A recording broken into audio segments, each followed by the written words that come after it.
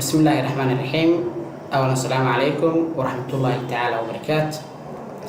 أصحابتك وحيران جنالك وأنا عشر كي مادة عافمات كجارهان بوقة فرمكولوجي نو سعودي. أروح أمسو قاضني لا لحدا قضب. لحدا قضبنا واحد هيد سيجس رايد راجس. مركب قيمة يوم قاضن دونا.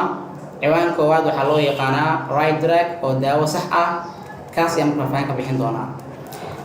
داو صحة in la siiyo bukaanka waxay ka caawisaa inuu dareemo bukaanka firfircooni badan maxaa yeelay daawada saxda ah ayaa midka uu qofka uu ka dareemi karo caafimaad sax ah marka daawada haddii noqoto mid sax ah qofku wuxuu dareemayaa caafimaad sax ayuu dareemayaa laakiin haddii daawada ay tahay daawo oo markaa sax aan ahayn bukaanku wuxuu dareemayaa caafimaad aan sax ahayn qodobka labaad right dose oo ah qiyaas sax ah qiyaas sax ah waxa la siin karaa bukaanka marka la hubiyo miisaankiisa iyo da'diisa marka miisaanka la fiiriyo bukaanka kg-giisa marka la ogaado iyo age-ka uu jiro qof markii la ogaado kadib waxa la siin karaa qiyaas u qalanto oo sax ah laakiin dadka hadda iska jooga oo kale Soomaaliya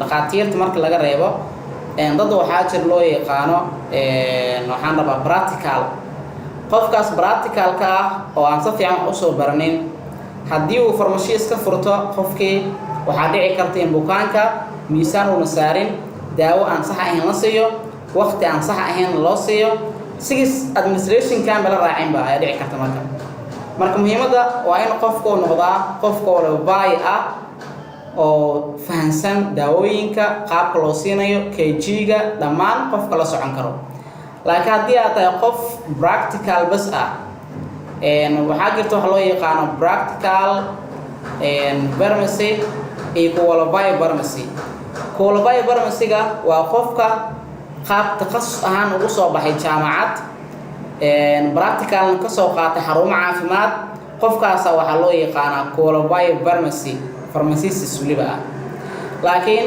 qofka aan ahayn qualified oo practical ka waa qof caawiye ahaan jiray xarun caafimaad jooga jiray wax yar fahmay kadibna isku dayay inuu farmashi furto kaligiis qofkaasna waxa ka maqan khibrado fara badan laakiin qof qualified markuu yahay waa caadi mararka qaar waxaa la arkaa qof practical ah oo ka fiican qofka qualified oo jaamacadda ka soo baxay marka qof walba waxay ku xiran tahay meeshu isdhigo iyo qaabka uu qaadanayo practicada laakiin waxa wanaagsan in qofka uu noqdo qof qualified ah oo ah qof wax daaweyn karo Allah ayaa daawahay laakiin dadaal waa la muraan qodobka saddexaad right patient bukaan sax ah si aad markaas daawada u siiso hubi bukaanka magaciisa inuu yahay magac saxda ah haddii joogtidoo kale qaybta farmashiga oo kale bukaanka saaka dhiig laga qaaday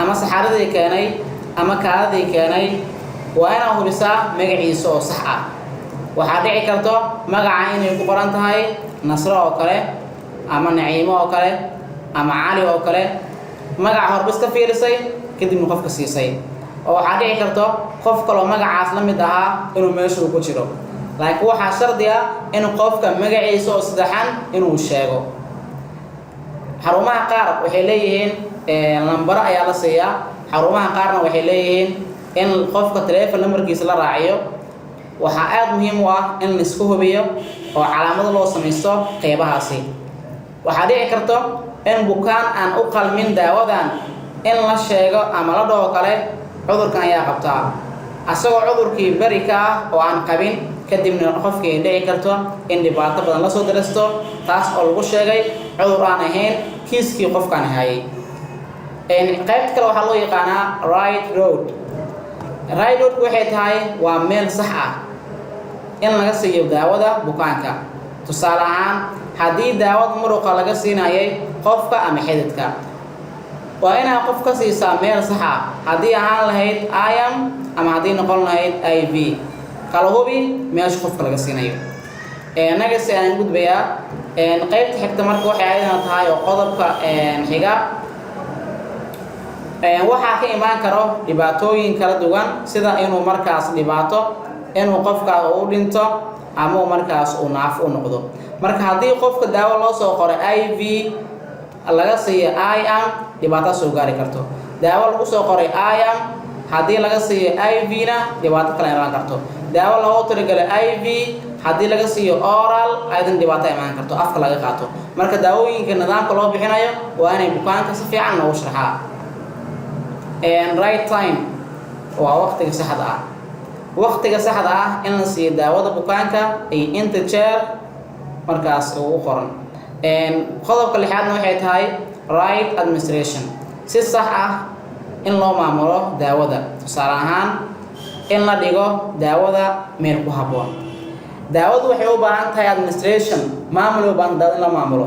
qaabka loo maamulaa waxay tahay daawada maanta lagu soo siiyey oo bacda ku jirta ma ahan in la dhigo banaanka. ma aha in la geeyo meelaha kuleelka ah. ma ahan in markaasi caruurta loo dhiibo waa in la dhigaa meel ku habboon oo xanaano ah oo daawadaas aysan ka arkeenin wax ayada dhibaato ku ah. haddii daawada ay la kulanto wax dhibaato ku ah waxay ayadan dhibaateyn doontaa qofka daawada loo wado.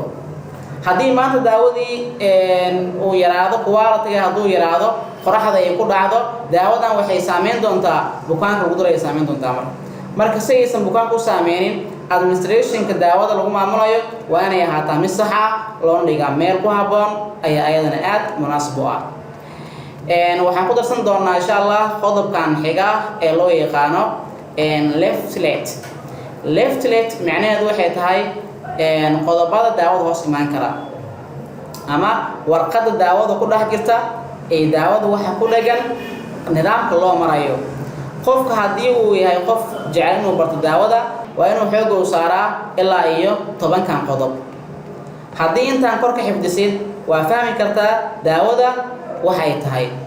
waxa ugu horeeyo composition waa kiimikada daawada ay ka kooban tahay. laba waxaa ku xigo indication use oo ah isticmaalka daawada. haddii aad u baahan tahay inaad ogaatid daawadan waxa loo isticmaalo waxaa ka aqrinaysaa qaybta ay ku qoran tahay indication. halkaas ayaa marka faahfaahin ah ka helaysaa. marka side effect saameynta daawada ay yeelan karto. adverse and effect oo ah ka hortag iyo saameyn ayadana. warning oo ah digniin. qodobka lixaad risk and precaution khataraha daawada ay yeelan karto. qodobka toddobaad dose and administration qiyaasta iyo maamulida daawada. qodobka siddeedaadna waxay tahay contraindication dadka aan la siin karin ama qofka aan la siin karin daawada. marka aad ogaatid oo kale daawadan qofka aan la siin karin waxaa fiirsan qodobka siddeedaad kaas oo ah contraindication. qodobka sagaalaad manufacture date oo ah xilliga ay soo baxday daawada. qodobka ugu dambeeyna waxay tahay expire date oo ah xilliga ay daawada ay dhacayso. marka qodobadan aad ay muhiim u yihiin. qof kasta oo wax aqrin kara wax qori karana waa inuu iska fiiriyaa. haddii daawo la soo gadanayo waa inaad iska fiirisaa manufacture date-ka waqtiga la soo saaray iyo expire date-ka iyo waqtiga ay dhacayso. kadibna waxaa fiirinaysaa waxay tahay storage-ka ama daawada meesha uu keedin kara isku hubi. adigoo qolkaas seexatid digrigiis aad u badan yahay ha dhigin qolkaasi daawo loogu talagalay lagu haayo ilaa iyo digrii aad markaas u qabooban. sida daawooyinka indhaha oo kale digrigooda aad u markaas u yar yihiin oo waxaa loogu talagalay lagu haayo meel markaas aad u qabooban ama frinjeer ama meel markaas farmashiyo habaysan oo dhalooyin ama mukafif ku jiro oo kale la dhigo oo qabowgiisa qofka uu dareemi karo. laakiin haddii la dhigo daawadii indhaha meel kuleel ah bac lagu xiro meel laga soo laalaadiyo oo aan qabow ahayn isha loo isticmaalo daawadii waxay damage u keeni kartaa isha qofkaas daawada ku shubay ay dhaawici kartaa ama dhibaato badan u keensan kartaa. marka faahfaahinta qodob walba mid aan u qaadan doonaa insha Allah next video ayaan ku soo gudbin doonaa. halkaas aan ku soo koobayaa. Assalaamu calaykum waraxmatullaahi tacaala wabarakaatuh.